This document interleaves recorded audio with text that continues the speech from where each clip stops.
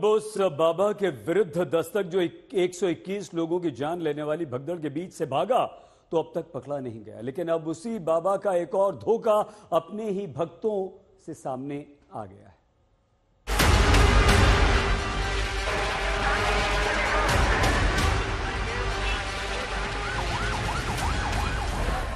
भगदड़ के बाद से बाबा अंडरग्राउंड, किसी को नहीं पता बाबा किस गुप्त जगह पर छिपा बैठा है। ये तब है जब बाबा के सत्संग में 121 लोगों की जान चली जाती है। बाबा सामने नहीं आया, लेकिन एक वीडियो बयान के बाद जारी हुआ जिसमें बाबा ने भगदड़ में मारे गए लोगों की मदद करने का ऐलान किया। दावा यही कि मारे गए लोगों के परिजनों की पूरी जिम्मेदारी बाबा उठाएंगे, हर संभव मदद होगी। पहले बाबा को सुनिए, फिर बाबा के दावे पर भक्तों को सुनिए। कमेटी के महापुरुषों से ये प्रार्थना की है कि दिवंगत आत्माओं के परिजनों एवं इलाजरत घायलों के साथ जीवन पर्यंत तन धन से खड़े रहने का आग्रह किया है।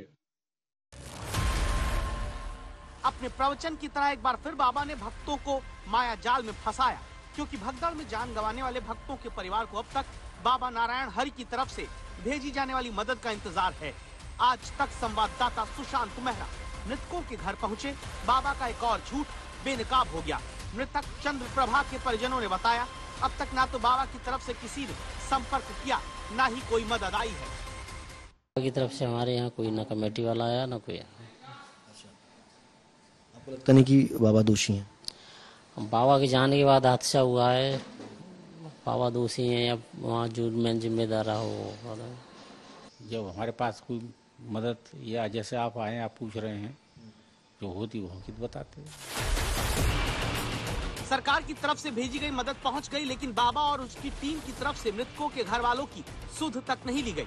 17 साल की खुशबू घर वालों के साथ 2 जुलाई को बाबा के हाथरस वाले सत्संग में गई, लेकिन जिंदा नहीं लौट पाई। घर वालों का आरोप है बाबा नारायण हरि की तरफ से झूठा दावा मदद का किया गया, क्योंकि अब तक मदद तो छोड़िए, बाबा की संस्था की तरफ से कोई घर तक देखने नहीं आया। बाबा के जो वकील है उनकी तरफ से भी कहा था कि आर्थिक मदद जो है वो की जाएगी आपकी परिवार की, क्या उनकी तरफ से की जा रही है? अभी कुछ नहीं हुई, बाकी हमको पता नहीं है अभी। अच्छा, कमेटी के कोई लोग आपके घर आए उनकी तरफ से? अभी तो कोई नहीं आया। यही हाल भगदड़ में जान गंवाने वाली मीरा और सुधा के घर वालों का है। पूरा परिवार बाबा का सत्संग सुनने गया। घर वालों का कहना है कि सरकार की तरफ से 2-2 लाख का चेक घर पहुंच गया, लेकिन बाबा नारायण हरि की तरफ से कोई मदद नहीं आई। बाबा के वहाँ से ऐसा कुछ नहीं आया, अधिकारी बोल रहे हैं बस ये तो। हाँ, अभी बाबा बोलेंगे तो आगे पता चलेगा क्या कह रहे हैं। मृतक आशा देवी के परिजनों का दर्द भी यही है। बेटे का आरोप है, बाबा तो बाबा, अब तमाम दलों के नेता भी मदद का सब्जबाग दिखाकर सियासी रोटियां सेक कर चले गए। देखो, बाबा जी की तरफ से तो कोई भी नहीं आया, ठीक है। जो भी मदद अभी हमको जो मिली थी, जो 2 लाख रुपए के चेक मिले हैं जो सरकार की तरफ से, राज्य सरकार की तरफ से, बस वही मदद आई उसको। जो दावा बाबा ने किया वो पूरी तरह खोखला निकला। यही वजह है कि अब तक मृतक मुन्नी देवी के घर वाले कहते हैं कि उनका इंसानियत से भरोसा उठ चुका है। बाबा जी की तरफ से कोई मदद के लिए कोई भी नहीं आया आज तक। और मदद के लिए क्या, इंसानियत ही नहीं उनमें। मदद तो हो जाए, जब इंसानियत ही नहीं है कोई मिलने भी नहीं आया। इन लोगों ने अपनों को खोया है, किसी ने माँ को, किसी ने अपनी बहन को, किसी ने अपनी बेटी को। इस जख्म की भरपाई कोई मुआवजा नहीं कर सकता। मृतकों के परिजनों का अब यही कहना है कि दर्द की घड़ी में सांत्वना के 2 शब्द ही काफी थे, तो बाबा ने इतना बड़ा झूठ क्यों बोला। एटा से देवेश पाल सिंह और हाथरस से राजेश शुक्ला के साथ सुशांत मेहरा, आज तक।